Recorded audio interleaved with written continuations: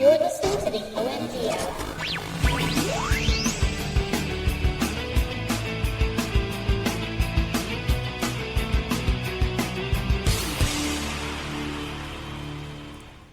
Welcome, everybody, to episode number 216 of the OMG Hour, recording today, August 12th, 2016, and I am your host, Sean Evans, otherwise known as Zion Tane. And I'm Jeff. Hello, everybody. How Hello. well stay? Yes. Found a new button on my webcam settings. I'm full frame now. Very excited. Camera follows his face. Yeah, no, it's good. So then I'm like, yes. Yeah, nice. Yeah, that's just weird. although I'm before not gonna, Jeff goes I'm not off gonna, no. his thing, Tico is also here. Yeah, Jeff, Hello, you may now Tico. talk about your camera. No, I'm done. We got such a packed show today. we do have a Thanks. packed show, and because it's so packed, we're going to jump right in, and I don't know what Tico's doing, but he's going to start talking about his games right now. Start. Right this All right. minute. Okay. So I played some of the new stuff because that's my job on the show, is to play the weird, crappy stuff Your that shows up job on the is store. to press buttons and then Yeah, tell us what which I happened did. when you pressed them. So the first button I pressed got me a game called Quatros Origins. And this is a weird sort of puzzle game. It is a 4-dimensional Tetris. Like old school 4-dimensional. Weltris, if you remember Weltris. Sorry, but it's not 4-dimensional. Oh, I guess yeah, so you place it, then it turns, and you see the other side of that. It's Tetris in the world of Fez. Yeah, that's what I was gonna say. It's like Fez. Yeah, I you just remember the name of the manipulate. game. Well, you don't manipulate the world. It just turns left every time you place something. But it's God. it's Fez. That's kind of awesome. Yeah, Yeah. it's really actually kind of fun. I was surprised at this. It's very bare bones. Like the look of it, it's just sort of black and white, no flashy colors. It's on a white screen, black blocks with the occasional color one that pops up. It's the Maybe the color one do the something. The aesthetics are pleasing to the eye. They're nice and simple. Very simple, but I was surprised at how long I actually played this game. I really enjoyed it. It was a lot of fun to play through. So more than 5 minutes is what you're saying? I probably spent about 45 minutes to an hour on this. And So, it just turns to 1 the left. hour. So what's your lasting first impression on it? I liked it. All right. I don't know Approved? if that's You're impressed? approved. I think it was $4, $5.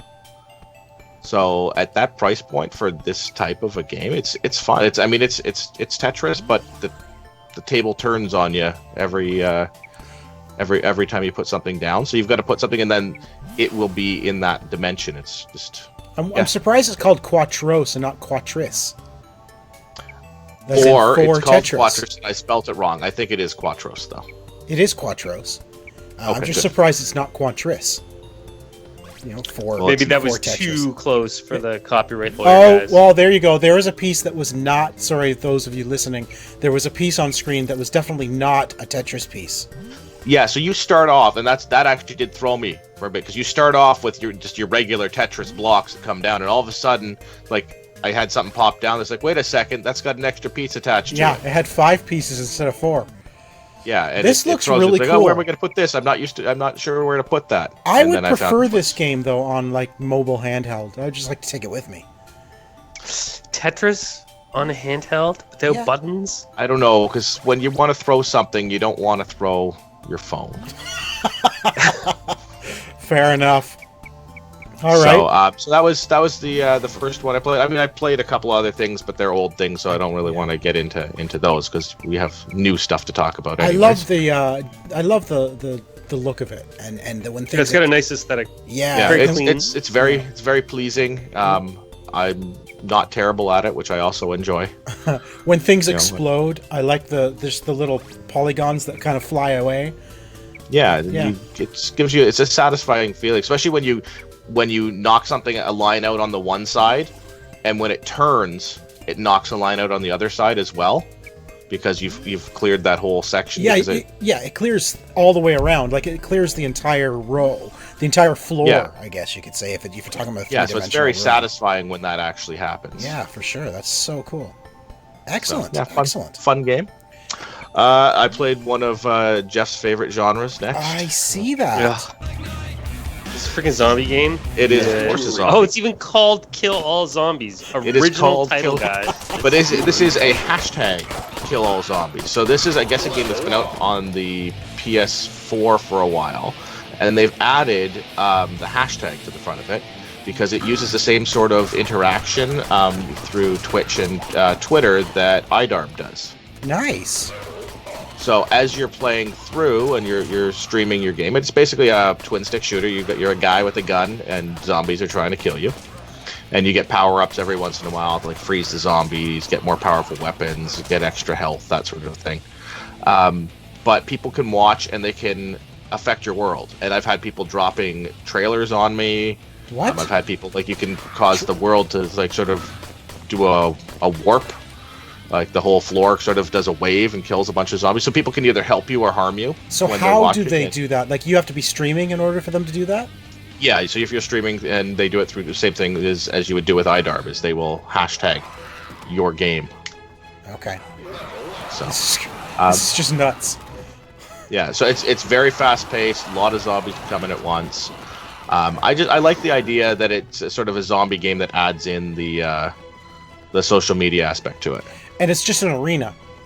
It's just an arena, and it can be played in co-op as well. Cool. So, and then a game popped up, and I had to hit a button because Because you're a button presser? So there's a movie tie-in game for the movie Ben-Hur.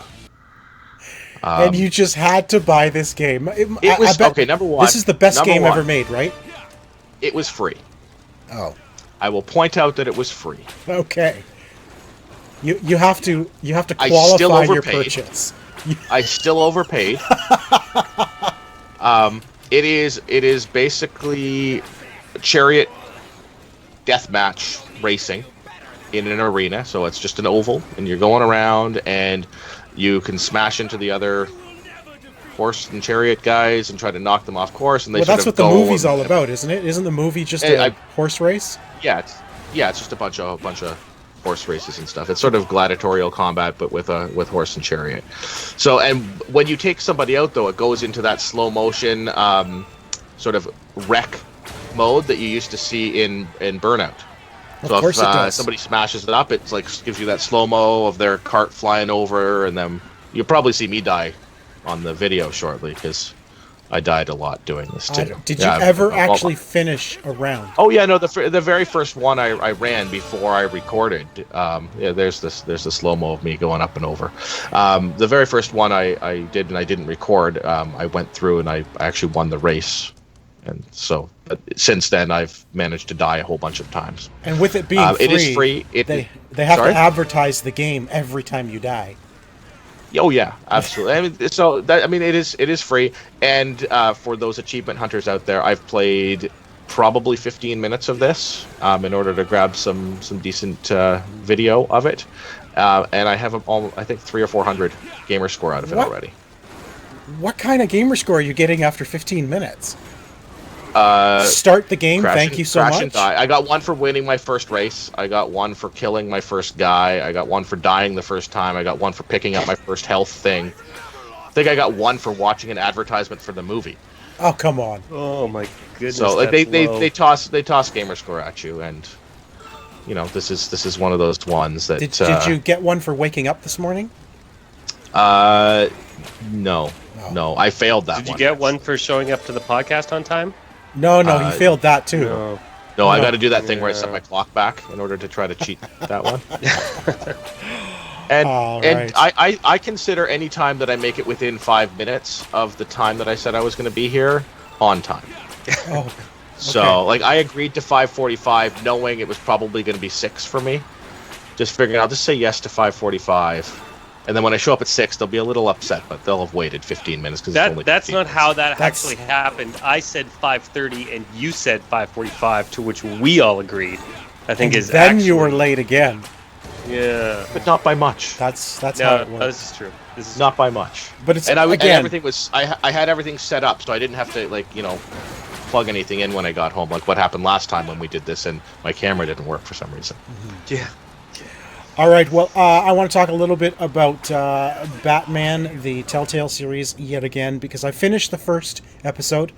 Absolutely fantastic story. Like, seriously, I am going to say this is probably my favorite Telltale game so far. I mean, I love things like The Wolf Among Us, but this was just fantastic. Really, really well done.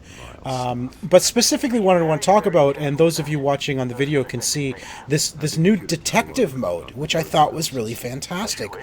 Because, of course, Batman is supposed to be it's Detective Comics. That's what started Batman. And he's supposed to be the world's greatest detective. So they actually, when you're investigating a crime scene, you analyze each of the areas, and then you can link one investigation into another to try to link what actually happened. And then eventually, as he goes through the whole crime scene, he can kind of put together the whole scene of what's happened there. And it's just done really well, where you actually go and investigate each of the spots and then link one spot to another, like cause and effect. And then by doing that, he pieces together the whole crime scene. I thought it was a really great mechanic. It's the first time I've seen something like this in a Telltale game, so they're definitely adding new gameplay type elements to their storytelling, and it's fantastic. But as a fan of Batman, and I'm someone who read the comics, loved the movies, Batman is, if not my favorite, one of my favorite superheroes. I was super happy with what they've done here with the Telltale series. Absolutely fantastic. Cannot wait for the next chapters. When it comes to Telltale games, I've always waited until I've got all the chapters, and then I play them all at once. Batman, I didn't want to wait. I just had to play it, and I do the same thing. I usually play the first chapter of the first chapter of the first episode, and then I wait till everything comes out and play it all at once. Right. And it's very hard for me right now, holding off on playing more Batman. of this. Yeah, I'm very happy I played it. Don't get me wrong, but now I'm in that. Oh man, I gotta wait 6 weeks for the next chapter. But so well done, seriously, really, really good, and a really great story. You kind of think you know where the story is going, and then the ending kind of gives you a bit of a twist. Like, oh, okay, maybe it's not what I think, and it's great. It's so well written, really good.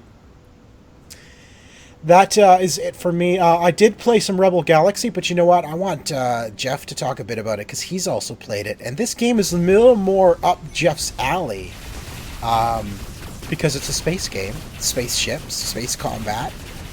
Jeff, what did you think of the game? This is the free download on PlayStation this month. Yeah. So I think I mentioned last week that I was looking forward to this game. I've checked it out a few times. It looks like a simple, pretty straightforward, indie space game, and I'm okay with that. Yeah. I can't say that I've had necessarily a lot of luck with them, but I'm okay with the idea in concept. So, I kind of have mixed feelings about this game. Actually, so do I. I think what I wasn't expecting was how much of really it reminded me of just a bad naval game, because the combat in this game, as you can see for the YouTube people that are watching right now, this is a battle that I got into. It's very much aligning your broadside, firing off the cannons, and then sort of doing that, and then also you have turrets and stuff that you can deal with, little fighters and stuff. But when you're fighting another frigate, which is what you're in, it's all about like lining up shots and all that kind of stuff. And I thought that other games had done that particular type of combat a lot better, like Assassin's Creed. Another game that totally escapes the name of right now, but it's an actual pirate game. Sid Meier's Pirates. Sid Meier's Pirates is another one that does naval combat way better than this. And when you take the combat away, the sort of everything else around it isn't really so far all that impressive. I don't know how long I played, maybe 2 hours. But it very much seemed like go here, kill that, go here, kill that. Yeah. And I guess it kind of, I'm getting the impression, at least I'm hoping I'm getting the impression, that as you upgrade your ship to something significantly bigger, the combat will get a lot more interesting. But as it stands right now, it's very sort of ho-hum. My biggest issue with this game, Jeff, is that while it is a space combat, space flight, it's on a 2D plane. Right. Sorry, I should have mentioned that. You're absolutely right, which is why I compare it to every other naval game that I've ever played, because you can't go up, you can't go down, you have to stay on this 2D plane, which is very unusual for a space game. It's not unheard of, but it is unusual. And yeah, it's just sort of, it makes it feel a lot less like a space game when you can't go up or down. And, you know, when you're fighting other ships, you know, everybody's on the same plane. So it really is like boats, because in other space games, you know, you might come below another one or from the side, or they're oriented completely differently. Well, here's the thing, though, Jeff, is some of the times the little starships, they're on a different plane than you. They're above you. And it's like, yeah, wow, the fighters can go pretty much wherever they want. Yeah. Yeah, which is odd since you can't, but they can. So they kind of breaks the game itself with the fact that they can do that, but as a player, you can't go on the Z-axis at all. Yeah, all you really do is switch to turret mode, and then you lock on, and then you just hold down the fire button until they die. And it's not particularly engaging. You know, the only real strategy in this game comes from, yes, getting on the broadside, but then, you know, when your shields go down, then you sort of try to get to your other side so that your other shield's on the, you know, port or aft side, or I don't know the boat terms, but the left and right sides have a chance to recharge, and, you know, and that's sort of where it's coming from. So, I suspect it gets better as you get deeper into the game. I just think that's asking a lot from the player to put that effort in when the combat is so ho-hum in the beginning. The rest of it, you know, I think right now I'm about to go through some other ships so the people on YouTube can at least see. So the ships kind of get quite a bit bigger as you go on, and, you know, they have much more guns, and it becomes a little bit more interesting. So my other problem with the game, and then I will just stop talking about this game, is that I died like instantly. I think at the end of this video, if you go onto my YouTube channel, you can see I just am completely outclassed. I was flying, and then I got stopped, and then I had my rear handed to me, like instantly. It was brutal. And that's when I was like, okay, you know what? I'm done. And I haven't gone back since. So, yeah. Yeah, I got it as well, downloaded it. But yeah, I'm not overly impressed with it. It's definitely an RPG. You are given quests and missions by aliens. You can upgrade. Your ship is your character. Yep. By upgrading your ship, adding new stuff to it. My problem is, like you said, Jeff, it seems to take just, I don't know if you actually mentioned it, but it feels like it's going to take forever to actually upgrade the ship. You know, and get something better to really be able to hold your own in combat. Because, right off the bat, it seems difficult, you know, because your ship isn't outfitted very well at all, the default ship that you get. Yeah. So when you're out into, you know, going off to another mission, it seems like the risk of those missions are pretty high to start with for the very beginning of the game. Mm-hmm. You know, and I died very, very early on in the game. Because it just didn't make sense to me. You know, and of course I'm going out into space thinking I'm going to fly through space, but no, you're on a 2D plane, so you're just flying straight from one place to another.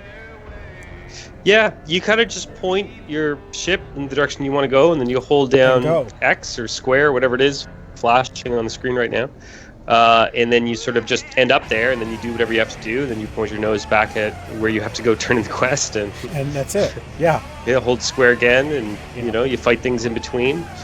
But a little unfortunate. I was really looking forward to this one, but now there's other spaceship-y games to play, so I'm probably not going to get back to it. Yeah, for sure. And of course, one of those spaceship-y games is just a small game that a few people were looking forward to, that finally came out this week. Of course, we're talking about No Man's Sky. 3 years in the making, well, probably more in the making, but 3 years since we first learned about this game. everyone knows my thoughts on the game, my disappointment with the game up until this point. I do want to go on record to saying that I now officially take back everything I said about this game before its launch. I apologize to all the people who loved this game before it was launched, but I was fortunate enough to get a review code for it, and I have very tired eyes tonight because I've been up very late every night playing this game. This is a game, and Jeff, you probably find this as well, but maybe you're more disciplined than I lose track of time playing this game completely. And that's not even an exaggeration. I started playing at about 7 o'clock a couple nights ago, and it was 1 o'clock in the morning when I got to bed. Oh, I couldn't even stay up that late if I wanted to. But yeah, I've certainly stayed up a little too late playing this game this week, for sure. Now, are we talking about this game now? Because I thought we were going to talk about it after the break. Let's, yeah, that's a good point. I totally forgot our schedule for today, but yes, let's talk about it a little bit more in depth. This was my official apology. Let's put it that way. This is my official apology comes first. My apology comes first. But let's take a quick break. We do have a great Lost Treasure this week. Let's do that, and then we'll be back and we'll talk more about No Man's Sky. Lost Treasures with your gaming archaeologist, Sid Bolton. The PC is an easy place for independent games to get developed. When it comes to consoles, it's a little different, however, with big companies controlling the publishing purse strings. There are, however, avenues for games to come out for independent publishers, and on the Microsoft Xbox 360, that platform does exist for these smaller games to find a wider audience. The only problem is that not everybody knows that these games are out there. Such is the case with Weapon of Choice, a small game made in 2008 by Mommy's Best Games. Set in the year 2188, a failed colonization attempt has led to alien ships appearing and strange monsters trying to take over a series of islands. This side-scrolling platformer definitely has a Contra-esque feel to it, so if you like games like that, you're definitely going to feel right at home with this one. The game has some very higher-end aesthetics about it, and to me, it doesn't feel like an indie game, but rather a full, professionally polished title. It's no surprise. The main developer behind the game has worked for larger companies like Insomniac and was part of the team behind Resistance and some of the Ratchet & Clank games.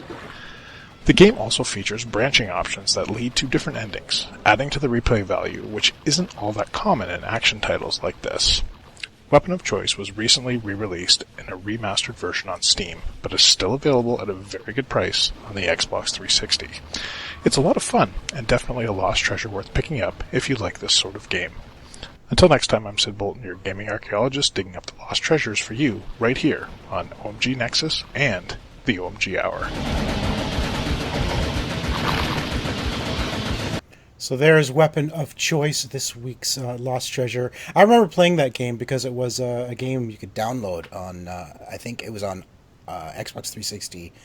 Just a download game. It wasn't a, it was an indie game. Mommy's Best Games. I actually looked it up. It doesn't look like they've done much since that game, but I remember playing it. It was definitely a Contra-esque game, which I love. I love Contra. So, all right. Now, of course, now back into a regularly scheduled show. So now we're actually talking about the game. Now let's go back into the No Man's Sky, talk about our impressions. Jeff, why don't we start with you? I know last week there were some news articles that Tico and I were prepared to talk about, but you had a complete blackout on this game. You wanted to know nothing before release, which I totally respect. That's fine. So we nixed those from the show last week. Gracias, thank you. So you went out Tuesday, you picked up your copy, and what are your thoughts? I'm super happy. I gotta be honest. I didn't realize that there was a lot of salt going on in the internet about this game until after I had played it on Tuesday. So on Wednesday, I said, okay, I'll go read about No Man's Sky now. and there's lots of angry people out there, and I was yeah. yeah, I can totally understand why there's angry people out there. This game, to me, in my mind, the only comparison I can make is that it's like a little bit of Minecraft and a little bit of Elite Dangerous and a little bit more arcadey, and you take a couple games that I love and you put them together, and yeah, there's a game that I love, but Elite Dangerous is not a game that I recommend to most people because it's super tedious, it's slow, you really have to sort of make your own adventures and your own fun and your own story. No Man's Sky has more of that. It has a story which is slowly unfolding. Also, I think we should probably try to keep the story and the highlights of No Man's Sky. We'll spoiler free. Oh yeah, no spoilers. Absolutely. Okay. I had so much I wanted to talk about spoilers. Okay, Oh wait, no, I don't. I don't know you've anything. Been playing. I didn't get a review copy, so I didn't have the $80 to go yet. 90 after tax. Oh, Yeah. it's expensive. Not if you buy digital. I know, but I wanted the disc for this one. So, yeah, I really like it because it's my kind of game. And going into it, I knew that it was going to be... there was going to be a lot of disappointed people because, like I said, most people won't play that kind of game where you have to make your own adventure. Like, I think, Sean, you and I have talked a little bit, and, there has been many adventures that I have had in No Man's Sky, but they weren't adventures that had an overarching narrative or interesting characters or anything like that. It was something like, I need to go over there, and I need to walk over there, and I need to do something, and then, sentinels came, or I got lost in a cave, and I had to figure out how to get my way out. By the way, I did manage to get out of the cave last night. I totally got lost underground somewhere. I did I'm too. like, man, how am I going to get out of here? Yeah. You know what I did? Looked straight up, grenade launched a hole in the ceiling of the cave. Oh, no, really? And jetpacked out of there. Nice. I was like, I forgot. I have terrain deforming bomb things, so that's good. Yeah, so I'm really enjoying it because it's my kind of game. I am surprised at how many things need energy in this game, though. I think it's like your ship needs like 14 different types of freaking energy to do anything, and I'm like, oh, okay. So half of my inventory is full of different types of fuel. Yeah. Well, because you need plutonium for your thrust engines. You need a whole bunch of stuff to craft a warp cell for your intergalactic warp. And there's another type of fuel too for the cruise or jump drive or whatever when you travel between planets, not between systems, but between planets. Right. That's something you get from space. So it's I find that the inventory management in this game is very tricky because your inventory space also shares with your upgrades that you've got in your suit and stuff. But the trickier part, and with your ship and with your gun thing, your multi-tool. But the upgrades also take up an inventory slot, of which you only have like 13. Right. And you also, if you put an upgrade beside the corresponding module, it gets a stat bonus and becomes even more effective. What? So then, right? So then you're trying to manage your inventory around managing your upgrades, getting next to your the actual device that it's upgrading, and then like it just turns into a complete word I can't say, but starts with cluster. Well, you've got like a really crazy inventory. So I'm not I can't say I'm necessarily a fan of that. No, I will say the inventory is terribly done, and you start with like almost nothing when you start the game, and it becomes ridiculous because when you first start the game, nothing is really explained to you, So you're like, I like that, but yes. No, I don't mind that because it's pretty easy to figure things out in this game. Like don't get me wrong, it's not a hard game to figure out.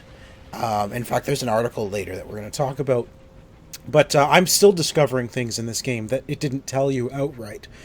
But the problem is that it tells you, oh, you can use the mining tool to mine resource. So you're like, oh, let me try that. So you're mining everything. And then you run out of space and realize, and when the game first starts, you're like, well, which ones do I actually need? Because at first, you really don't need anything except plutonium to get off the ground. You know? Yeah. You have to I fix... think you need something to fix your ship. So the game starts, you have to fix your ship. That's basically where it starts. I think one of the big surprises for me is how much is actually in this game. Like, how much there is actually to do. And while it is sort of an undirected game, like you mentioned, there is actually an underlying story going on. Which is not in a way that you're going to get missions and XP, and it's not an RPG in any way. But there's overarching... I guess, quest to do. An overarching mission that you're just, in order to do it, you need to accomplish other things, but it's totally up to you to decide how you do that and where you do it and when you do it, you know? I am, you know, I've said many times that I do not like undirected games, but there is something about No Man's Sky that I'm finding truly addictive. I am loving the fact that you're learning an alien language, right? That's a great thing. I love that. It's so because really then when you meet the alien, some of the words he says to you are translated into English because you understand them now. And eventually, I'm hoping you'll be able to understand the entire sentence and find out what they're actually saying to you. And then from there, you decide, like, sometimes you have to actually respond to something they say to you. And you have to kind of read their... You have to read the situation. Yeah, you have to read into the situation and the race and decide what is it they would want you to do. Right? So I learned very early on, so the alien race on the planets I was on at the beginning was the Vikine.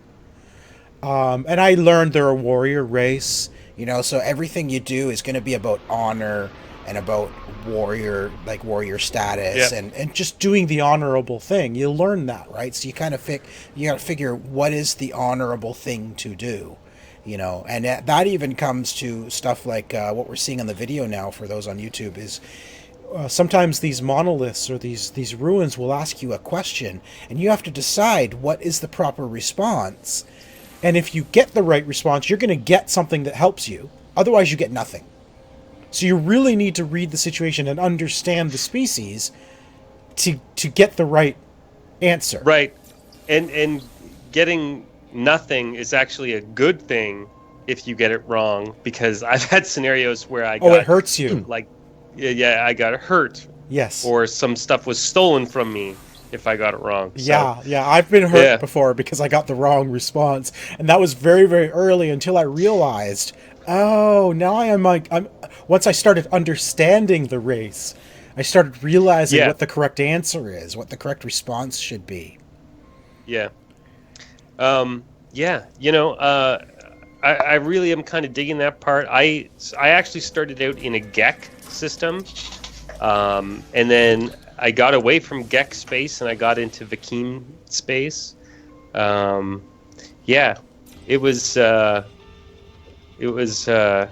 really like how the language was set up. The puzzles, there's math puzzles, there's that I found really fun. If you can call them I don't math. know. Well, they're math logic problems, not math problems. I don't know. I'm really, really, really having a good time. I guess kind of the game is exactly what I expected it to be, and that kind of makes me happy, you know. And one of the things, you know, we talked earlier about how I had asked for, like, okay, I want to go into this dark. I don't want to know anything. Because I was always jealous of the people that first got to play Minecraft, you know, before there was a Minecraft wiki. When they would open the crafting menu and they would see, you know, a grid where they had to put materials in a certain order, but nobody knew what the order was. And the whole community sort of gathered around it and figured out what the game was, and I knew that this game was going to have elements of Minecraft in it. So I'm like, yeah, I want to be able to go in and not know anything to have that kind of experience of figuring everything out for the first time. And I think if you enjoy that sort of thing, this is definitely a game that does that for you, because, again, much like Minecraft and Elite Dangerous, there is no friggin' handholding in this. You get some really obscure tool tips that only give you half of what they probably should.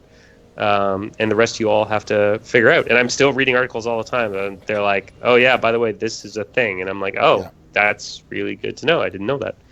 I do have some criticisms to levy against the game, though. Oh yeah, that's a really good point, because we may be gushing all over the game, but there are definite flaws in the game. So don't get us wrong there. I'm having a blast playing, but there are a lot of flaws in this game that, and some I hope can be changed or fixed. I don't know. So what are some of the things that kind of bother you?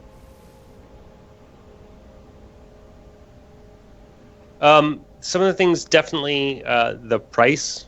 It's too expensive. I'm sorry, $90. $90 is up there. Is a lot of money for a game, and I mean, I know that's how much AAA games cost, but this is a 15-person team. It is not. It is a game that is grand in scope, but also not all that grand in scope either. It does what it does, and it does that stuff pretty good. But I don't think that this is not. It's not a $90 game. I'm sorry. It doesn't have the production quality of Call of Duty or Destiny or any of those games. Speaking of Destiny, one of the things that I'm not particularly fond of is how badly they copied the Destiny UI. Oh, they definitely they like. I was actually impressed with the fact that they took the Destiny UI, because, for a console, that's a brilliant way of doing a cursor. Yeah, and Destiny implemented it great, right? They really fine-tuned that. I feel like this is sort of like a cheap copy. Like, they said, yeah, we're going to do a cursor that you move around with a thumbstick. And they sort of got some of the basic ideas of it implemented. But there's still sometimes when I'm like, okay, but, everything in Destiny is simple, whereas a lot of the things that they're asking me to do are really complicated. Like for what? Or the buttons are too small, or it's too hard to do the cursor. Like, if you're in space combat, this is something that really bugs me, actually. Space combat. If you're in space combat, and your shields go down, then the only way to recharge them is to press the touchpad, navigate to the ship screen, click X or square, I don't remember, on your shields, select a material to recharge them. The mouse over material recharge them, click the button, then the shields are recharged, then you tap the screen to get out of the inventory screen, and you're back into combat. And when you're in combat and your shields are down, the last thing you want to do is have to make 17 freaking clicks to get shields back up. For sure. And again, maybe I like, to me that seems like a huge oversight. So maybe there is a way in the game in order to quickly recharge your shields, or auto recharge. If you have the material, have them auto recharge, especially when you're in battle. Yeah, do something, because it's way too hard. Like, your shields go down so fast in that game when you get jumped by pirates, and the space combat is, I don't want to say it's bad. Terrible? I don't want to say it's terrible. I don't hate it. It's just, it feels way like it's simple, like, to a fault. You can't lock on targets. You don't have multiple weapons available to you at any one time. You got to switch between them. Your weapons don't seem very powerful. You're always outnumbered. You can't lock onto targets. But they seem to be able to lock onto you. Guns in combat, it's completely pointless. You have to get an auto-locking gun. Otherwise, space combat is damn near impossible. Yeah, like it could be a lot better, you know. But then No, again, I- the on-ground I- combat could be better because it's also not all it's cracked up to be. I mean, what does it consist of? Pointing and shooting. You start mining stuff, a sentinel gets angry, flies over to you, starts shooting you.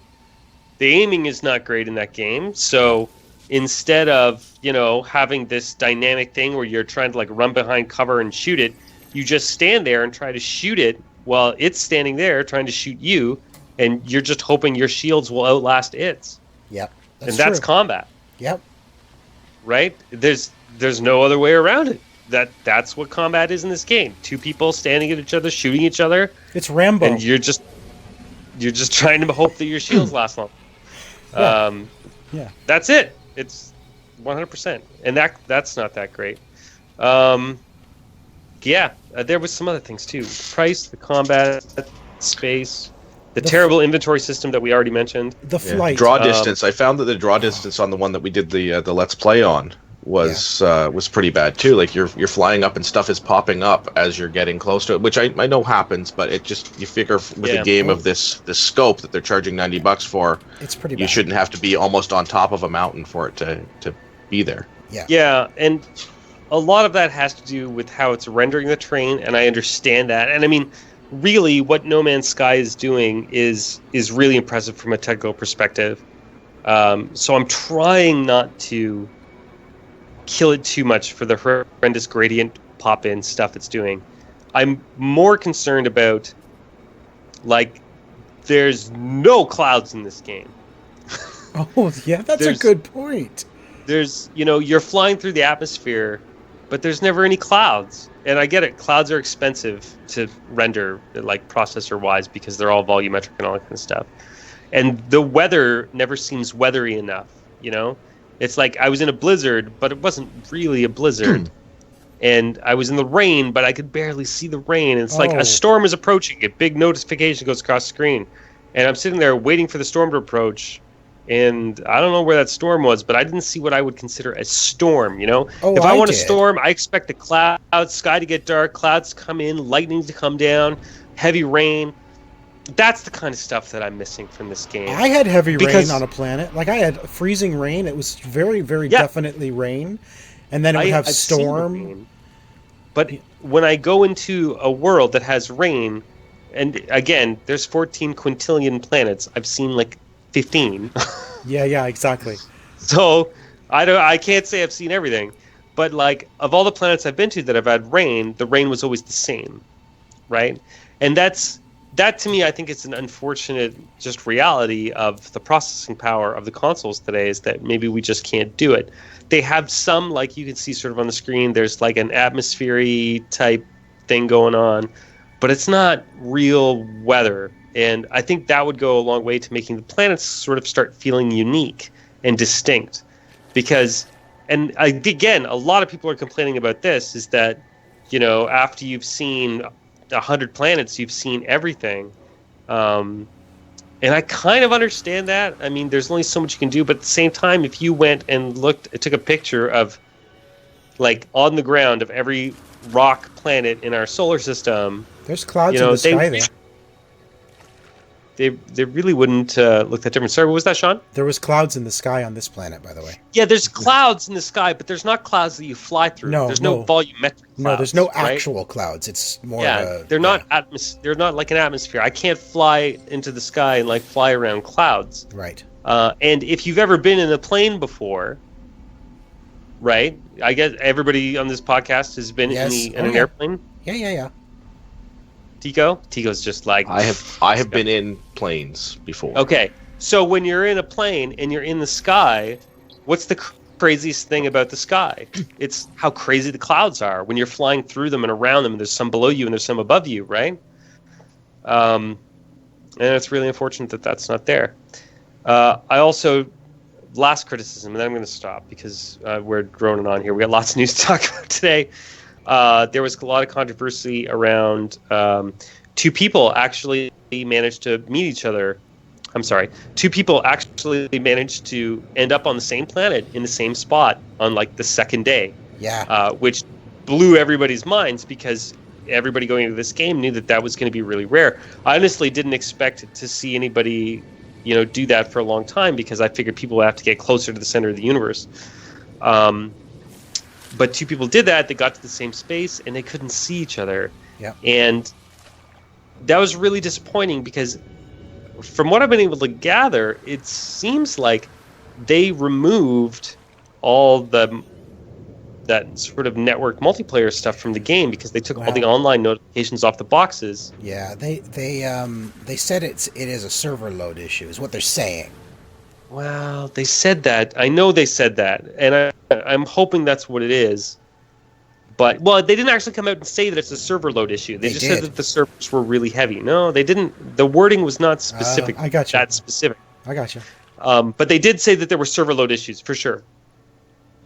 I just hope that's really what it was, because they always said that we would never find out what our character looks like until we met another character in the game. And I kind of hope that becomes true. So, anyway, that's it for No Man's Sky for me. I really like it. It is not without its flaws, but I'm happy with it. So the one of the and I'll just say this one thing, then we'll move on. The biggest thing for me personally is the flight on planet. There seems to be this artificial barrier between the ship and the ground. I don't actually have full control over flying my ship, which I would like to have. Sean tried to crash several times during our stream, and he was not able to do so. When you get close, a certain distance from a mountain, from a hill, from whatever, it automatically lifts you up and over the hill. It's like, really? I don't like that. I mean, and also, I can't slow down slower than 32 units of speed. It won't let me go any slower than that. Like, if I find a place I want to land and I just want to kind of slow right down and then turn on a dime almost, I feel like I should be able to do that and then land. But there seems to be this artificial control over the ship. When you meet a space station in space, as soon as you enter the doorway, the game takes over and lands you automatically. I'd like to be able to do that myself. Let me fly into the space station and land where I'm supposed to land. So I don't like that it's taking so much control away from me when it's supposed to be a game that, here's your spaceship, now go fly. Mm-hmm. Yeah. That's my one biggest thing that Elite Dangerous did a lot better. Oh, for sure. Because they do give you control. You can fly, and you can crash into mountains, and believe me, it is... Actually, flying low to the ground in Elite Dangerous is one of the most terrifying things, because the penalty for death is so severe. Yeah, so that's my big thing. And you do have to land at a space station, and it is brutal hard, but it is super rewarding when you do it. Yeah. I mean, they can make it simpler than Elite Dangerous, but give me more control over my flight. That's all I ask. Yeah, I don't care. I don't care so much about the space station thing. I sort of understand why they did that, but I would like to be able to talk. It's like cars today have auto brakes, right? Automatic brakes that if you're about to run into something, it automatically applies the brakes. And that's kind of how I would like to see this stupid planet thing, where it's like, yes, okay, I understand under normal circumstances, it's probably a good idea to have anti-collision tech in the fighter, because otherwise I'll probably crash into something. But there is a lot of times when I'm like, no, I really need to get closer to the freaking planet right exactly. about now. It would be nice to have the option to disable anti-crash and take control of the ship. Agreed. And if I crash, and it's my fault, and I'll accept that. So, Jeff, did you pre-order the game? Yes, I did. Did you get the pre-order ship? Yes, I did. I'm still flying it, in fact. Okay. So there's despite a few opportunities to replace it with a crash ship. Yeah. It's funny. I bought the ship you saw in the video, for those watching. I bought that ship off another guy that landed at a port. And then 5 minutes later, I found a crashed ship that I could have taken for free. Well, it's a lot of work, though. I mean, everything in the crash ship is usually broken. Yeah, that's true. You have to repair everything. So you're looking at, like, and you can't use your other ship while you're doing it. I don't think. Maybe. No, you trade it. It's gone, right? Yeah. So it's one ship per player, right? One ship. Yeah. You don't get an inventory of ships that you can swap between. Right. So you really have to, make sure you can fix that ship. Anyway. Sorry, apparently there's a game-breaking issue with, I guess it's a bug, with the pre-order bonus. Because you get a ship that already has a warp engine in it, you don't start the game with a warp engine. Through the course of the game, through the story, you are given the plans for a warp engine, so you can find the material to build one. Problem is, with your pre-order bonus, Jeff, if you were to trade that for a ship, or buy a ship that doesn't have a warp engine, you don't have the recipe to build a warp engine. So you are stuck. You can't get a warp engine. Yes, I've read that. There was some people that were saying that it's more complicated than that, whereas if you go more than 2 systems away from your starting system, you actually lose the ability to get a blueprint for a warp engine. Right, because the story directs you to a character that's going to give you one. Right? Yeah, something like that. Yeah. I didn't do that part of the quest, so I definitely I didn't accept any of my pre-order bonuses until I got my ship, I think, flying, and then I switched it. So then I had warp drive all of a sudden, and it would screwy with things. I don't know. It was really annoying, because when you first load in the game and you have pre-order items, it's like, hey, you should claim your pre-order items. And it's this little notification in the bottom right. And it friggin' pops up, I swear to goodness, like every 30 seconds. It probably not, but it seems like that. Yeah. It's always popping up. And you're like, all right, fine. You know what? I will claim my frickin' pre-order stuff. So... Yeah. You don't like notifications. We'll see, because I'll probably take a ship that doesn't have a hyperdrive in it, and we'll see if I can get off whatever planet I'm on. So there is an exploit as well that I actually had happen in my game that I didn't realize was an exploit or a bug. But if you die in space or wherever, there's basically like a lot of MMOs used to do. There's like a ghost version of yourself somewhere where all of your items. It's a tombstone. It looks like that spinning thing off the cover of the box. Yeah, it looks like the diamond or the diamond thing off the cover. And I died in space because of pirates. When you fly back to that area in space, you get all the items that were in your ship back. And then what happened is those aren't very good pirates. Then I made a mistake later on in the game, and I restarted from a checkpoint. There's always 2 checkpoints, so I went back to the latest checkpoint to try something different. It was when I made the wrong decision at a monolith. So I reloaded the game to do the next one, and I noticed that my grave was in space again, even though I had all the things I collected from it already. So the exploit is you gather your stuff and then basically save the game, reload again, and your grave will be there, allowing you to pick up all those items again. So the exploit is basically unlimited items. If you were to have, if you were to craft something that sells really well, like for instance the bypass chip, which I don't know if you know, but easy way to make money is to craft bypass chips, because they are worth about 10 times the value of the items you place into it, which is just plutonium and iron, right? So 10 plutonium, 10 iron.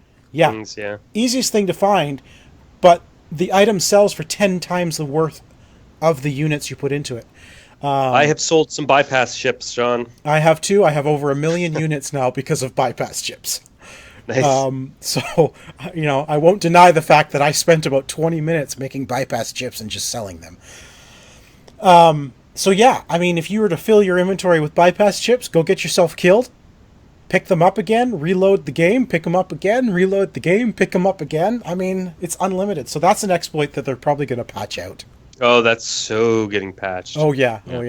And an article today, of course, that came out on PC today, everyone's saying don't buy it on PC. It is so broken, it's not funny. Yeah. That's surprising because, earlier this week we were talking online on Messenger, as we do. And we were talking about the pop-in, and one of the things I was thinking, I don't know if I said it, but I was definitely thinking it, was like, that's going to be so much better on PC. Yeah, Like, this game is going to run so much better on something that can process more of this stuff, because on it's just 4K. math. It supports 4K. Yeah. But apparently the performance is horrible. And that's, I got to be honest, I was surprised. Yeah, me too. I thought for sure that the PC version was going to be the better version. But so far, it doesn't seem that way. Yeah. So our good friend JJ Mahoney would like to know. Yes. He says, I'm curious what you think of the addicting grind in No Man's Sky. It reminds me of the 40 hours I did doing Destiny's patrols. Because there's no reason I should enjoy doing the same handful of tasks over and over, but it's just too darn fun. I completely agree with him on that, because I was telling Turtle502 actually, I was telling him that I really enjoy the game, but I can't explain why. Because it is directionless, and I've said many times I don't like directionless games. Yeah. But there's something very, very addictive about No Man's Sky, truly. And I'm not sure if I can explain what it is. Well, I'd say that it's along the lines of Elite Dangerous, but it's better than Elite Dangerous in this way, is that it is a very clear reward cycle in this game. You very early on understand what this game is about. It's about economy, right? And as you start playing, you realize, oh, okay, so in your mind, I have a goal. And the goals are pretty easy in this. In Elite Dangerous, they're very hard to figure out how to get to your goal. And that's one of the biggest problems that game has. But in this, it's pretty simple. You're like, okay, I need to make 5 jumps. Or I actually want to get a new spaceship. Or for some reason, Cortana has decided to start listening to me. Or, sorry. Or something like that, right? And the systems are sort of deep, but they're also simple. So you can say, well, in order to do that, I'm going to do this. And you start getting rewards for it instantly. And, you put a little bit of work in, and then you can start working towards these rewards. And in that sense, it is like an RPG. Because you can, instead of gaining XP, you're just gaining income. And you're getting the money, and you're getting the resources, and then it's just working. And you in your mind, you design a system that you want to do, and then you can implement it. And that's the core of a good simulation game, really. That's what all simulation games try to be, is, you figuring out what it is you want to do, and then giving you the tools in order to do it. Yeah. And in that sense, No Man's Sky succeeds. Yeah. So I think that's why it's kind of enjoyable. It's also an OCD nightmare. It's a ADHD nightmare. It's it's sort of like, I was ready to leave Planet Alderaan the other day. And is that your starting planet? Is that what you called it? No, my starting planet was not Alderaan. That was like the 5th planet I went to. What did you name your starting planet? My starting planet was Naboo. Naboo? Yes. Of all the Star Wars planets, you picked Naboo. Interesting. I try to name them based on the planet itself. So I found the ice planet, and of course it's Hoth. I found a planet that was very, very hot, like super hot and toxic, and so that's Mustafar, right? So I'm trying to give them a name based on what kind of planet it is. That's the one thing about this game I meant to mention earlier, is they do suffer from the Star Wars planet syndrome, where the entire planet is one ecosystem. Yeah, I think that is that's a resource limitation thing. I agree, but it's just funny that it's too bad. Even in Star Wars, every planet is, that's the desert planet. That's the lava planet. That's how planets work, okay? That's not how planets work. I have proof. I live on a planet, Tico. That has multiple. This planet has more than one biome. This is like 4 planets that hit each other somehow and mashed together. Gotcha. Okay. And then you came from one of the other planets, is what you're saying. It's so bad. Jeff has frozen. Am I frozen? Oh no! So look what you did, For the Tico. record, on my screen, you guys are frozen. I'm Look not what frozen. you I'm did, looking Tico. chill. You froze Jeff. I'm not frozen. You can still hear me though, right? Yes, absolutely. Okay, that's the most important part. Seriously, I'm gonna. Now you're back. No, I'm back. You're I back. saw back. myself move. Hi. Yeah, no, you everybody. froze for a good 20 seconds on facepalm, so. Yeah. It On was video like that? perfect. Yes. Nice. Well done, Tico. Oh man. We broke Jeff. That was my plan for the day. But I Okay, was. I want to say something though, because it's romantic. All right. I named my starting system Miranda. Ooh. Oh. So if you ever come across the Miranda, oh Romanda. gosh, so much for romance. If you ever come across the Miranda system, The Miranda system. was me. What was the planet's name? the planets in that one were Oliver and Penelope, Okay. and then in the next system over, I had planets for my other kids, Hayden and Julian, and my dog and my cat. So the first system only had that I started in only had 2 planets. So All of the planets in my game have and the systems have been named after Star Wars. All right. So my first system was the Ilenium system because that's the first system that popped into mind from Force Awakens. So, and now I have Alderaan, and it was very fitting that Alderaan was a toxic wasteland. I thought, how fitting that that's Alderaan. nice. Very few planets I've been on that did not have a harsh atmosphere. Actually, where I had no, yeah, I have. either it was too That's, hot or it was toxic or it was too cold. That red planet with all the grass that you were on, I haven't been on a planet that's had grass yet, actually. So I finally found a planet Anyway. with green grass. Anyway, yeah, we're low on time. What else do we have? well. That I think that is pretty much it for No Man's Sky. We went way longer on No Man's Sky than we ever anticipated. We had some news to talk about. It's not super important. I want to talk about. It'll keep. Well, yeah, but let me mention this real quick, this Microsoft news, because it kind of relates, Tico, back to the game you were playing, Kill All Zombies. Yeah, the hashtag. Yeah, so Microsoft has actually acquired a game streaming site, and I'm just trying to remember the name of it. It's called Beam. Beam. That Beam. allows that sort of thing in games. So they're going to integrate this into their games, where if you're streaming the games, the whole point of Beam is you integrate the game itself into Beam to allow Beam use, and people can log in, watch you play, and there's a beautiful interface online for people to watch, or even on your phone, on your mobile device, where they can interact with you and your game while you're playing it. In a much easier way than Twitch implements it. All right, so the whole point of Beam is to allow community game playing. And I thought, wow. So instead of having to go and pull up Twitter and do a hashtag into that game in order to interact with it, you'd be able to do it right on that app itself. Right on the app itself, exactly. I thought, what's brilliant. That's great. I mean, what a good thing for Microsoft to acquire and look to implement into the Xbox gaming platform. I think this is one of the new, like, the future of gaming. It's one of the new things coming, of course. I think it's very very cool, like the options that could come around because of that. Jeff, you look concerned. You look like you're contemplating. Or either that or frozen again. No, he's not frozen. Good. No. I was just thinking about different applications for that, but we don't have time to talk about them. So let's keep moving, Sean. Let's keep moving.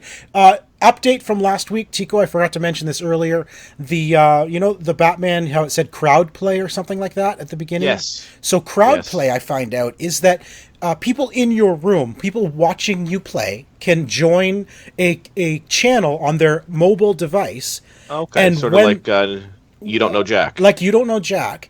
And when a decision comes on screen, everybody can vote for their choice of the decision, and it takes the most voted for decision in the game. That's cool. So everybody can participate in the game itself. That would be fun for a streaming through the episode would be Well, fun with that. Not. There's not enough time on streaming because streaming is usually 20 seconds behind, and you don't have enough time to react.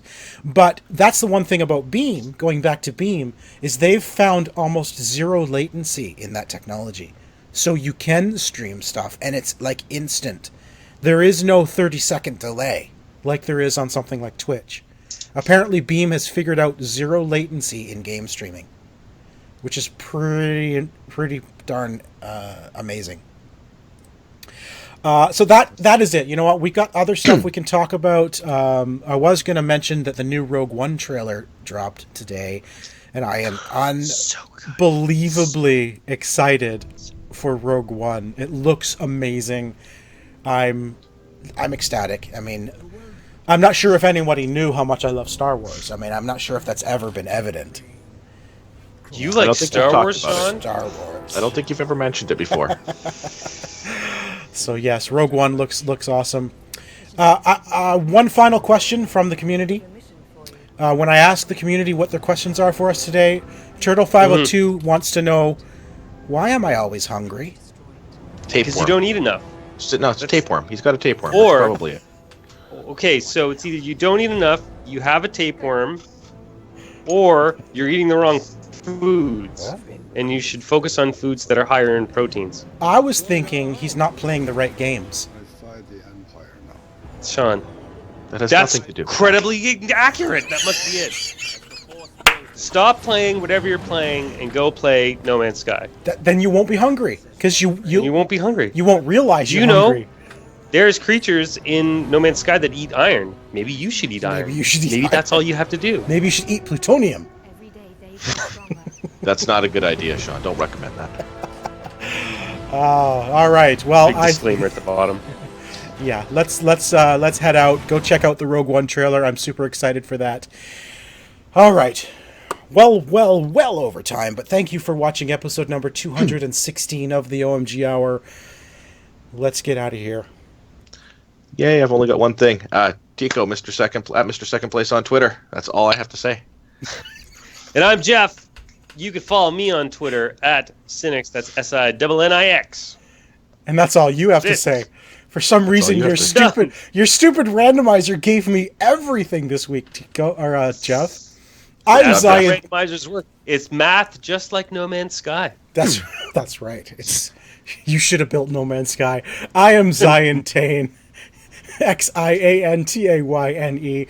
If you're listening to our audio podcast and wondering what all the videos are, then look us up on YouTube and give us a rating on iTunes. That would be awesome. Of course, we are on Twitter at the OMG Hour. Check out all our friends over at the Open Forum Radio Network at openforumradio.com. Listen to Lost Treasures of Gaming, where Sid and I dig up the treasures from gaming's past. Our gaming archaeologist is, of course, Mr. Sid Bolton, and that's Sid with a Y. Game reviews and show notes are at omgnexus.com. We got to shorten this. And on Twitter, it's OMG Nexus. You have to actually add the new stuff. Oh, man. Feedback and questions to the omghour at gmail.com. And if you're watching us on YouTube, give us a like, comment, and subscribe to the channel. And check out all the new shows we've got going on, like OMG It's, like Unsportsmanlike Conduct. Go check out the channel. It's a lot of fun. That's it. That was a lot of words. I like the way this one worked out, Jeff. Good job. This, you know what? This ending is one day going to be longer than the show. We're going to trim this thing down somehow. It's too long. Just, you know what? We'll cut out Tico. Just cut out Mr. Second Place. No, that's not enough. My part's short. It's not enough. It's not enough. Can cut out your finger guns. There's no more finger guns for Jeff. All right, everybody. It's got to happen. Okay, gotta go. Jeff's got an appointment 8 minutes ago. 8 minutes ago. Bye, guys. We'll be back again next week. Good night, everybody. Woo!